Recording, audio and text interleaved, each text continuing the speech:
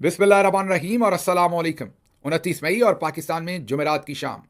आज की अहम तरीन खबरों में पहली खबर, इंडिया पाकिस्तान जंग, कौन जीता कौन हारा, इस पर अमेरिका ने रिपोर्ट जारी कर दी है। जी हाँ, अमेरिकी स्टिम्सन इंस्टीट्यूट, जो कि एक बहुत ही मोतबर थिंक टैंक है, वाशिंगटन डीसी बेस्ड है और 1989 से 1989 से काम कर रहा है और उसका पूरे का पूरा काम ही न्यूक्लियर वॉर्स के ऊपर है और स्पेशली इंडिया पाकिस्तान को भी वो स्टडी करते हैं, बाकी भी दुनिया के हिस्सों को, लेकिन one of their expertise India Pakistan का जो रीजन है, इसके अंदर जो कॉन्फ्लिक्ट्स हैं, जाहिर है इंडिया पाकिस्तान का जो न्यूक्लियर प्रोग्राम्स हैं और इनकी एक दूसरे से जो लड़ाई है या किस तरह की फौजी ताकत है, इसके ऊपर गहरी नज़र रखता है ये थिंक टैंक और अपनी रिसर्च रिपोर्ट्स जारी करता है। अभी स्टिम्सन इंस्टीट्यूट ने जो हालिया 4 दिन का कॉन्फ्लिक्ट हुआ, उसे जंग कहना है, उसे कॉन्फ्लिक्ट कहना है, लड़ाई कहना है, जो भी आपने कहना है कह लीजिए, लेकिन जो 4 दिन का ये स्टैंड ऑफ हुआ या एक दूसरे पर हमला हुआ, इस पर उन्होंने अपनी रिपोर्ट जारी की है और अपनी रिपोर्ट में उन्होंने कुछ चीज़ें वाजे करके रख दी हैं। पहली बात तो रिपोर्ट से ये पता चलता है कि कोई भी ना जीता ना कोई भी हारा, लेकिन इस रिपोर्ट में कुछ चीज़ें हमारी तशवीश के लिए बहुत है और कुछ इंडिया के लिए। मेरे ख्याल में हमें थोड़ी सी तशवीश ज़्यादा होनी चाहिए जो इस रिपोर्ट का ओवरऑल इम्पैक्ट है या इसका नतीजा निकलता है। सबसे पहले तो उन्होंने ये बताया कि ये ज़्यादा लड़ाई 7 मई से लेकर 10 मई के दरमियान हुई।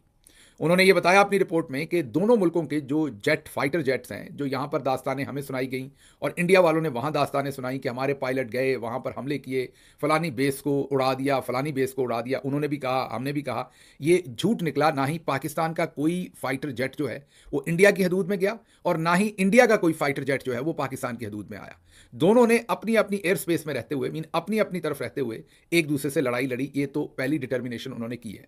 दूसरी डिटर्मिनेशन उन्होंने ये किया है कि इंडिया के जो जहाज़ हैं वो पाकिस्तान ने सिग्निफिकेंट नंबर में गिराए।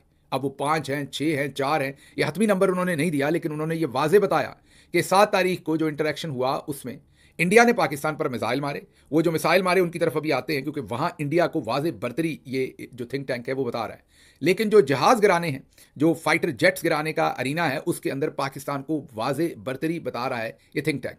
ये थिंक टैंक कह रहा है कि जब 7 तारीख को इंडिया ने पाकिस्तान पर मिसाइल मारे, जवाब में जब ये दोनों मुल्कों की एयरफोर्स का टाकरा हुआ तो उसमें पाकिस्तान को वाजे बर्तरी रही, जिसमें पाकिस्तान ने उनके फाइटर जेट्स गिराए। According to Stimson Institute, India अभी तक ना इसको मान रहा है और ना ही इनकार कर रहा है, जिससे वो यही नतीजा अख्ज़ कर रहे हैं कि पाकिस्तान ने उनके वाजे नंबरों के अंदर जो फाइटर जेट्स हैं वो गिराए हैं, जिससे पाकिस्तान का पलड़ा वाजे तौर पर इसमें भारी है। लेकिन हमारे लिए तशवीश की बात सबसे ज़्यादा ये है कि यही इंस्टीट्यूट अपनी रिपोर्ट में जो हमें एयरफोर्स की जो कॉन्फ्लिक्ट हुआ उसमें वाजे बर्तरी दे रहा है, वहीं पर मिसाइलों के कॉन्फ्लिक्ट में वो इंडिया को वाजे बर्तरी दे रहा है। इस इंस्टीट्यूट ने बताया कि तारीख में पहली दफ़ा इंडिया ने पाकिस्तान पर क्रूज़ जो मिसाइल्स हैं वो फायर किए। क्रूज़ मिसाइल्स जो फायर किए इंडिया ने, इससे पहले पाकिस्तान पर कभी कोई गलती से आ गिरा हो, एक्सपेरिमेंट में तो अलग बात है, जैसे एक ब्राह्मस के गिरने की बात थी, लेकिन ये पहली दफ़ा कॉन्फ्लिक्ट में इंडिया ने पाकिस्तान पर क्रूज़ मिसाइल जो है वो फेंके और पाकिस्तान ने पहली दफ़ा इंडिया पर बैलिस्टिक जो मिसाइल है वो फेंके। तो ये पहली दफ़ा कॉन्फ्लिक्ट में इस तरह के सीरियस या बहुत ही लीथल जो मिसाइल है वो इस्तेमाल दोनों साइडों ने किए। अब आपको समझने के लिए, क्रूज़, मैं भी कोई एक्सपर्ट नहीं हूँ, मैंने भी अभी वीलॉग से पहले एक आध शख्स से बात की, कुछ पढ़ा तो अंदाज़ा हुआ। सिर्फ आम जो लोग घरों में बैठे हैं, आप इसका मजाक ना उड़ाइएगा, क्योंकि मैंने जब बात करनी होती है तो आप में से कुछ तो बहुत एक्सपर्ट हैं जिन्हें नामों से ही पता है, मेरे से 10 गुना ज़्यादा पता है कि क्रूज़ मिसाइल क्या होता है और बैलिस्टिक मिसाइल क्या होता है। लेकिन मेरे जैसे और कुछ ऐसे दोस्त भी होंगे जिन्हें मेरे से भी कम पता होगा, तो उनको बताने के लिए ये तस्वीर देख लीजिए। जो बैलिस्टिक मिसाइल है वो जब फायर होता है तो वो बहुत ऊंचा जाता है ऊपर और वो एक कमान की शक्ल लेता है, मीन पहले बहुत ऊपर जाता है और फिर वहाँ नीचे आकर अपनी जगह पर जो निशाना होता है उस पर गिरता है। अमूमी तौर पर इनकी जो प्रिसीजन होती है कि जिस जगह पर गिराना है, ये बिल्कुल उतना एक्यूरेट नहीं होता जितने क्रूज मिसाइल होते हैं, लेकिन फिर भी ये चंद मीटर की दूरी पर, मीन जहाँ आपने फेंका होता है उसके आप कहें कि कोई 10, 15, 20 मीटर इधर उधर जाके गिरेगा, लेकिन इसकी भी एक्यूरेसी बहुत बेहतर होती है। हाँ, क्रूज मिसाइल की इससे ज़्यादा होती है। ये जैसे आपको बताया कि ऐसे कमान बनाकर जाता है, हमने जैसे आपको तस्वीर में दिखा रहे हैं, जो क्रूज मिसाइल है वो लो एल्टीट्यूड के ऊपर जो है वो अपना काम करता है। वो नीचे रहते हुए, मतलब अगर पहाड़ आया तो वो ऊपर हो जाएगा और फिर नीचे हो जाएगा, जैसा कि आप इस डायग्राम में या तस्वीर में देख रहे हैं। कोई बिल्डिंग आएगी तो वो ऊपर हो सकता है फिर नीचे, आपने उसको पाथ पहले से डिटरमिन कर देना है। उस पाथ के अंदर जो भी जगह आएंगी ऊंची नीची, आप उस पर अगर फीड कर देंगे तो वो खुद ही ऊपर नीचे होता रहेगा और नीचे वो फ्लाई करेगा जितना नीचे हो सकेगा। मतलब अगर खाली ज़मीन है तो वहाँ वो बहुत नीचे आके फ्लाई करेगा, कोई पहाड़ आ गया तो थोड़ा ऊपर हो जाएगा, जैसे ही पहाड़ को क्रॉस कर लेगा फिर नीचे चला जाएगा। इस वजह से इसका स्टेल्थ जो मीन इसका पता नहीं लगता आते हुए, या ये छुपकर वार कर सकता है। बैलिस्टिक मिसाइल जो है, आल्दो कि उसकी स्पीड बहुत तेज़ होती है, लेकिन उसका एल्टीट्यूड क्योंकि बहुत ऊपर चला जाता है वो, इस वजह से उसे टारगेट करके गिराना जो है वो इसकी निस्बत शायद कदरे बेहतर होता हो। इतनी मुझे इसके बारे में महारत नहीं है, लेकिन जो मैंने पढ़ा उससे अंदाज़ा हुआ। तो इंडिया ने हमारे ऊपर क्रूज़ मिसाइल फेंके हैं जो लो एल्टीट्यूड पर आए, और उन्होंने बहुत ही प्रिसीजन के साथ, जैसा मैंने आपको कहा कि जो क्रूज़ मिसाइल है इनके अंदर जेट इंजन टाइप इसके अंदर मैकेनिज्म होता है, तो वो उसकी स्पीड को मेंटेन करता है, जबकि बैलिस्टिक मिसाइल का सिस्टम स्लाइटली डिफरेंट होता है और वो हायर एल्टीट्यूड के ऊपर फ्लाई करके जाके हिट करता है। तो इंडिया ने क्रूज मिसाइल मारे हमें जो बहुत ही उन्होंने प्रिसीजन के साथ मारे, और ये जो स्टिम्सन इंस्टीट्यूट है वो ये कह रहा है कि इंडिया ने कामयाब अपनी ये जो महारत है या उनकी ये जो स्ट्रेंथ है उसका मुजाहरा किया कि उन्होंने जो क्रूज मिसाइल पाकिस्तान पर दागे, उनके क्रूज मिसाइल बिल्कुल दुरुस्त जगहों पर लगे, वो भले हमारी बेसिस हों, भले वो हमारे जो पहले उन्होंने जो डिफरेंट जगहों के ऊपर हमले किए, आपको पता मदरसों के ऊपर, मॉस्क के ऊपर, वो उनके बहुत ही प्रिसीजन के साथ लगे। ऑन कॉन्ट्रेरी जो पाकिस्तान के तरफ से क्लेम किए गए हमारी तरफ से कि हमने इतनी बेसिस जो है वो उड़ा दी, कल ही हनीफ अब्बासी कह रहे थे कि पता नहीं 26 बेसिस हमने उड़ा दी। अब स्टिम्सन इंस्टीट्यूट ये कह रहा है कि ये गलत है, पाकिस्तान के जो मिसाइल हैं वो कोई खातर ख्वाह इम्पैक्ट नहीं कर सके, वो उतना ज़्यादा नुकसान नहीं कर सके जितना नुकसान जो है वो इंडिया के मिसाइलों ने पाकिस्तान के अंदर किया। तो इस रिपोर्ट को अगर आप देखें तो वाज़ेह तौर पर यही अंदाज़ा होता है कि जो एयरफोर्स की जंग है उसमें पाकिस्तान को बरतरी है, और जो मिसाइलों की जंग है, आप उसे ज़मीनी जंग कहें, मिसाइलों की जंग कहें, क्योंकि वो सरफेस टू सरफेस मिसाइल ही ज़्यादातर फायर किए गए हैं मेरे ख्याल में, तो उसमें इंडिया को बरतरी रही है। और हमारे लिए तशवीश की बात यह है कि अगर हम क्योंकि स्टिम्सन इंस्टीट्यूट भी कहता है कि हम उनके मिसाइलों को रोक नहीं सके, अगर हम रोक नहीं सके तो आप सोचिए इसमें न्यूक्लियर भी आ सकता था, क्योंकि इन तमाम मिसाइलों में क्रूज़ में ज़रा न्यूक्लियर का मवाद कम आएगा और बैलिस्टिक जो है वो ज़्यादा हैवी मवाद लेके जा सकता है। उन्होंने ब्राह्मस वगैरह हम पर फायर किए, हमने फतेह जो हमारे बैलिस्टिक मिसाइल हैं वो फायर किए, ये अब स्टिम्सन इंस्टीट्यूट अपनी रिपोर्ट के अंदर लिख रहा है। तो हमारे लिए बड़ी तशवीश की बात है कि अगर कल को वो हम पर एटमी हमला करने का सोच लें तो हमारी ये कैपेबिलिटी होनी चाहिए, नहीं है तो हमें बनानी चाहिए कि हमने किस तरीके से उनके मिसाइलों को इंटरसेप्ट करना है और गिराना है, जैसे हम उस तरफ उतना नुकसान नहीं पहुंचा सके वो इस तरफ मिसाइलों के साथ कैसे नुकसान पहुंचा सके। ये हमारे लिए सोचने और समझने के लिए बहुत ही इंपॉर्टेंट है। अगली खबर जो है वो इसी तरह की है, जैसे ये अभी मिसाइलों की बात हो रही है तो अगली खबर भी जो है वो मिसाइलों से कम नहीं है, क्योंकि इमरान खान साहब ने अब एक बहुत ही हतमी ट्वीट किया, मैं ये कहूँगा हम उनके बयान तो आपको रोज़ ही बताते हैं, लेकिन आज का जो बयान है वो बहुत ही सीधा सीधा पैगाम है फील्ड मार्शल आसिम मुनीर साहब को। और इमरान खान साहब ने कहा कि मुझे 2 साल से कहा गया कि 3 साल के लिए पीछे हट जाऊं और मौजूदा निज़ाम को चलने दूं तो मेरे केसेस ख़त्म हो जाएंगे, मुझे घर भेज दिया जाएगा, लेकिन मैं किसी यजीद के कहने पर 3 साल तो क्या 3 मिनट भी खामोश नहीं रहूँगा। वक्त के यजीद को उन्होंने वाज़े पैगाम दिया कि 3 साल आपने कहा कि खामोश हो जाऊं, 3 साल तो दूर की बात, मैं 3 मिनट के लिए भी आपके कहने पर सरनगू नहीं करूंगा, आपके सामने नहीं झुकूंगा, आपसे नहीं डरूंगा, मैं खामोश नहीं रहूंगा। फिर उन्होंने कहा कि मुझ पर 26वीं तरमीम को कबूल करने का भी जोर डाला गया। उनको ये कहा गया कि ये जो 26वीं तरमीम हो गई, अदालतों पे कब्जा हो गया, जो कुछ भी हो गया बस इसको छोड़े, आपको छोड़ देते हैं, रिहा कर देते हैं, आप जाके रहें और 26वीं तरमीम को ऐसे ही मान लें, ये हुकूमत चलने दें, फिर जब इलेक्शन होगा तब देखेंगे। इमरान खान ने उसका जवाब ये दिया कि मेरी जदोजहद है ही कानून की हुक्मरानी की, और 26वीं आइनी तरमीम एन उसके मुनाफी है, तो मैं इस पर कैसे सौदा कर लूँ, मैं कैसे डील कर लूँ, ये जो मेरी सोच के खिलाफ है। फिर उनसे तीसरा मुतालबा ये किया गया कि उन्होंने कहा कि मुझसे 9 मई की माफ़ी मांगने का मुतालबा किया जाता है, मगर माफ़ी वो लोग मांगें जिन्होंने सीसीटीवी फुटेज चुराई, जिन्होंने औरतों की इज्जतें पामाल की, लोगों के घरों का तकद्दस बर्बाद किया, हज़ारों सियासी वर्करों को जेलों और अकूबत खानों में डाला और बेगुनाह लोगों को शहीद किया। 25 के करीब लोग शहीद किए गए थे 9 मई को, आपको ये याद हो, और वो तमाम पाकिस्तान तहरीक इंसाफ के वर्कर थे। लॉ इन्फोर्समेंट, सिक्योरिटी, फौज का, रेंजर का, कोई उसमें जवान जो है ना सीरियसली इंजर्ड हुआ था, ना इवन माइनर इंजरीज आई थी, ना कोई शहादत हुई थी। 25 शहादतें पाकिस्तान तहरीक इंसाफ के वर्कर्स की उस दिन हुई थी। उसके बाद वो कह रहे हैं कि 9 मई के केसेस की 1 घंटा भी मेरिट पर समात हो तो ये बेबुनियाद मुकदमात फौरी ख़त्म हो जाएंगे, लेकिन अलमिया ये है कि यहाँ इंसाफ होता तो दूर की बात, इंसाफ होता नज़र भी नहीं आ रहा। फिर उन्होंने नबी करीम सल्लल्लाहु अलैहि वसल्लम की ज़िंदगी जो है उसमें से एग्जाम्पल दी कि कैसे 13 साल उनको मुश्किल तरीन वक्त काटना पड़ा, लेकिन आप सल्लल्लाहु अलैहि वसल्लम डटे रहे और बिल आखिर सुरखरू हुए। लिहाजा हम सबको आप सल्लल्लाहु अलैहि वसल्लम के नक्शे कदम पर चलते हुए बहसीत कौम डट कर आखिरी दम तक मुकाबला करना है। उन्होंने ये पैगाम अब कौम के नाम भेजा है कि वक्त के यजीद के सामने मैं तो 3 मिनट के लिए भी झुकने को तैयार नहीं हूँ, आप लोग अपना फैसला कर लें। तो जो आप रोज़ सवाल पूछते हैं कि इमरान खान कब रिहा हो रहे हैं, ये लें, ए आया जो गौरी, मतलब कहने का ये कि ये वो असूली मौक़िफ़ है, अगर इससे इमरान खान छोड़ दें, ये जो तीनों बातें हैं, 9 मई पर माज़रत कर लें, जैसे नवाज़ शरीफ हाथों के और पाँव के अंगूठे लगाकर वो एक एफ़िडेविट कर कर, आपको याद होगा वो जद्दा सरूर पैलेस गए थे, ऐसे ही इमरान खान तो वर्बली भी माज़रत कर लें, तो फ़ौरी तौर पर छोड़ दिए जाएंगे और उसके साथ-साथ 26वीं आईनी तरमीम मान लें और 3 साल के लिए नहीं तो 2 साल के लिए खामोश हो जाएँ, तो उसी वक़्त उनको छोड़ दिया जाएगा। लेकिन उनका फ़ैसला है कि उन्हें ऐसी रिहाई नहीं चाहिए।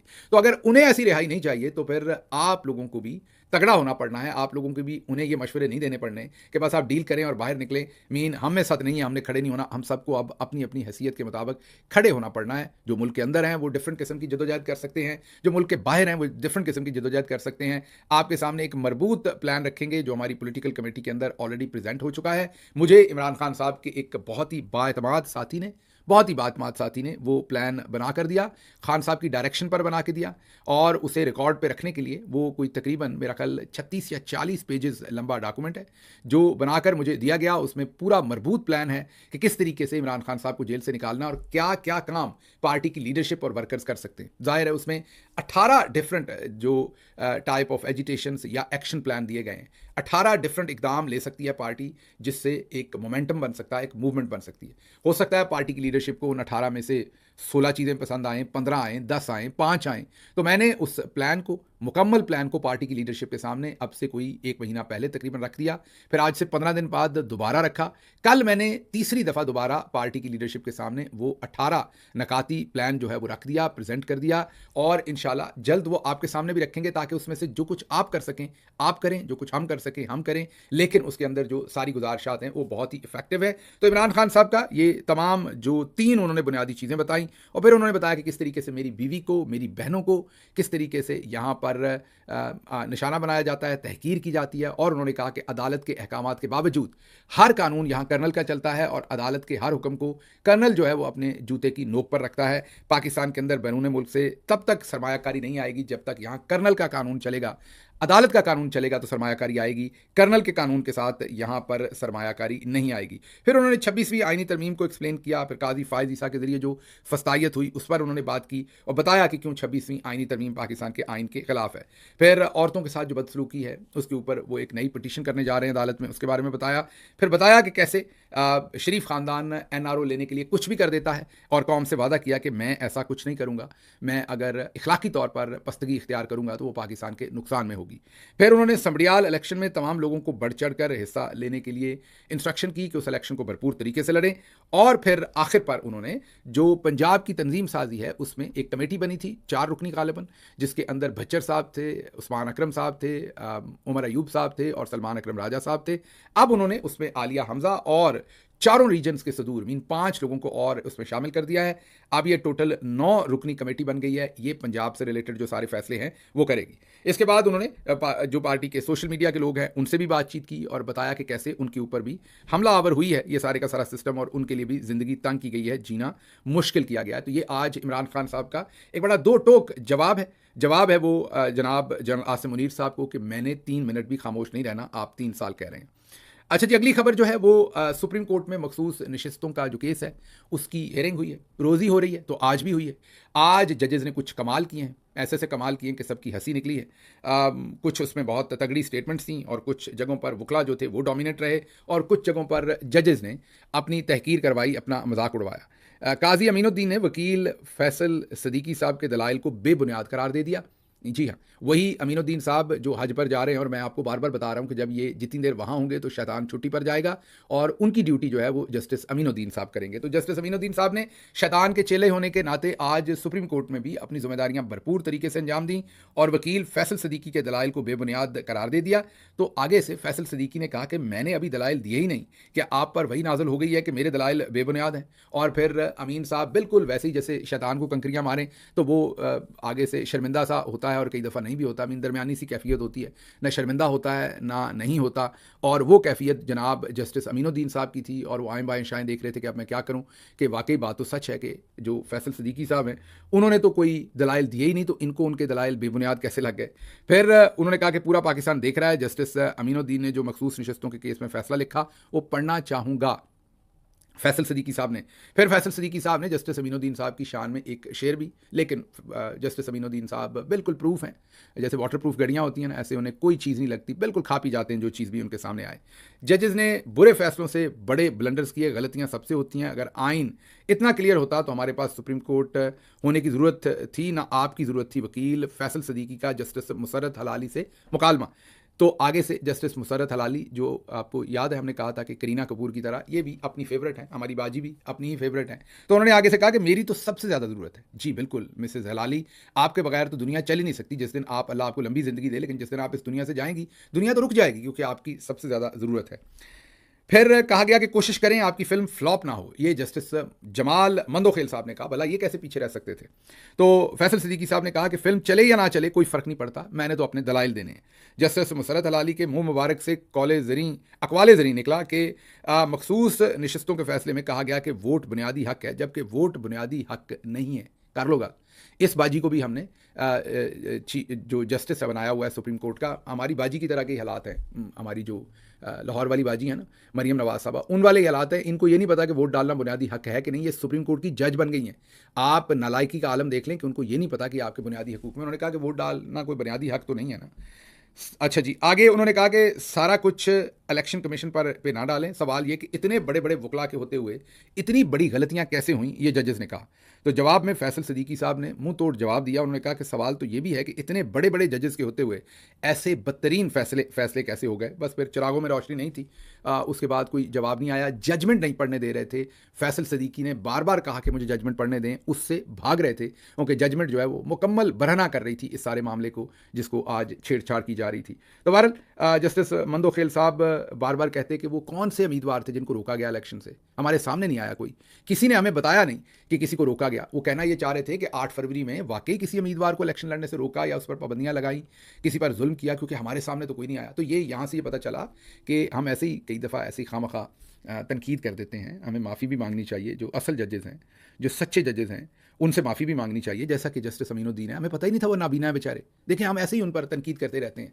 तो अगर वो उनकी आंखें होती तो जाहिर है उनको पता होता 8 फरवरी को क्या हुआ। हमें पता ही नहीं था। ये पाकिस्तान की तारीख के पहले सुप्रीम कोर्ट के जज हैं जो नाबीना हैं, लेकिन देखिए कितनी तरक्की की है इन्होंने कि ये ऊपर पहुंच गए सुप्रीम कोर्ट तक। वाह वाह वाह, मंदोखेल साहब कमाल कर गए आप। तो इनके लिए अब कोई और तरीका ढूंढना पड़ेगा इनको बताने के लिए। लेकिन उन्होंने यही कहा है कि हमें कोई पता नहीं कि ये सारा मामला जो है वो मीन के किसी उम्मीदवार को रोका गया कि नहीं। तो उससे फिर हम ये तो नहीं कह सकते कि वो झूठ बोल रहे हैं। झूठ तो नहीं बोल सकते ना। जज, सुप्रीम कोर्ट का जज इतना कोई ढीठ तो नहीं होता कि सुप्रीम कोर्ट का जज हो तो बोले। तो काजी साहब जैसा बेशर्म हर इंसान तो नहीं होगा। तो फिर मुझे लगता है नाबीना ही है, पता नहीं लगा किसी को। चले, बहरहाल मुझे यहाँ से इजाज़त दीजिए। अल्लाह आपका हामी नासिर हो। पाकिस्तान जिंदाबाद।